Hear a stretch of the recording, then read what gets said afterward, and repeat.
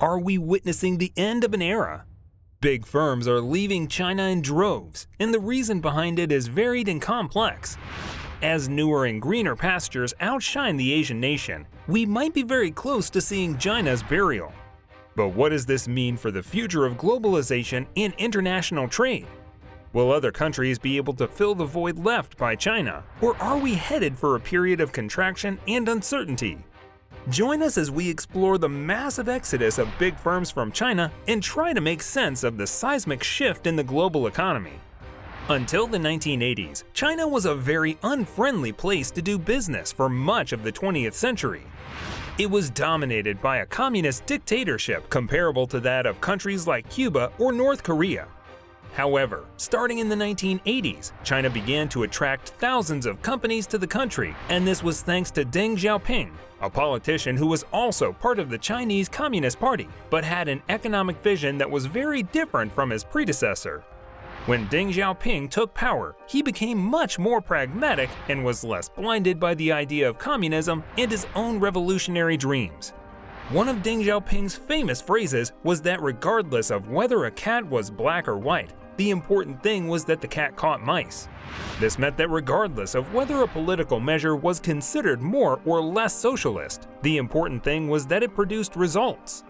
And that is precisely why, starting in 1979, Deng Xiaoping launched a massive plan to get China's economy off the ground by opening up the international market and attracting as many foreign companies as possible.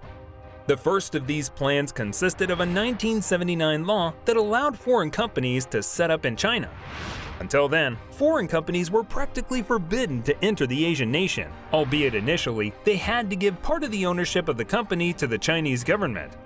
However, by 1986, this requirement was already behind them. The second element to attract foreign companies was the creation of special economic zones where foreign companies paid fewer taxes, had fewer government controls, more flexible bureaucratic procedures, and much more advanced infrastructure than in the rest of the country. And while these measures worked well and the volume of foreign investments began to grow, the government became even hungrier. So they launched a new plan that had even more important and profound perks than the previous one. They, in fact, even went so far as to give advantages to foreign companies over local companies. Investing in China, thus, became a real opportunity in the 1990s, and foreign companies flocked to the country. However, the astronomical rise was not very long-lived, for soon, the proportion of international trade in China's economy began to plummet. In a bold move to protect the local companies, in 2008, the Chinese government changed its tune and no longer bent over backwards to attract foreign businesses. Instead, it took measures to give Chinese industries a boost and put an end to the privileges given to foreign investors. The government has already eliminated most of the tax advantages previously enjoyed by foreign companies between 2008 and 2013, leading to a slowdown in foreign investment. But that's not all. A surge in wage costs over China in recent decades has caused many companies to seek cheaper labor in countries such as Thailand and Vietnam. However, the biggest factor driving companies away from China is politics. Since Xi Jinping came to power in 2013, his government has pursued a more decisive role in the market, favoring mass entrepreneurship in the country. With millions of new companies being created, China's leader traded pragmatism for hardline political ideology. The basic goal was to turn China into a superpower with control over strategic sectors, including semiconductors, and little reliance on the outside world. The China of openness and growth is long gone, and it's not just the West that's feeling the heat.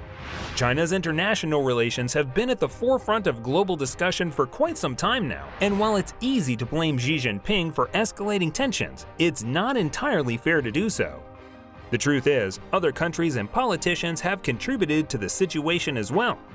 Take the US for example. Under Trump's leadership, a trade war was launched, hitting China with tariffs on $200 billion worth of goods. This move, coupled with China's own actions, led to a disconnect between China and the rest of the developed world. But even under Biden's leadership, the tensions haven't eased up. Strong restrictions on the sales of cutting-edge technology to China have been approved, and laws have been put in place to provide subsidiaries for companies that take their production out of China. This economic war shows no sign of slowing down, and even the popular social media platform, TikTok, could suffer the consequences. It's important to note that Chinese economic rivalries extend beyond just the US. Countries like India and Malaysia also see China as a threat to their integrity. Xi Jinping's ambitions for dominance has put virtually every country on edge, except perhaps Russia. So while it's easy to point fingers, it's clear that the tensions between China and the rest of the world are multifaceted and complex.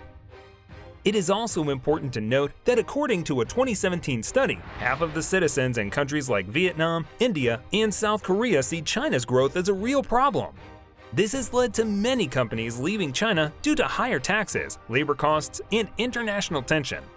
However, experts predict that while China's decoupling may not be quick or painless, rather it could lead to a new era of globalization in the long run. Malaysia, Vietnam, and even Mexico are already welcoming companies that formerly operated in China for years. These countries are specializing in advanced technologies such as semiconductors and could be the new destination for global investment.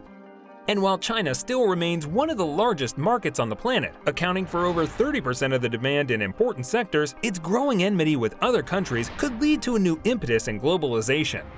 This brings us to the end of this video. If you liked the video, please consider subscribing and sharing so we can keep bringing more content like this. See you next time!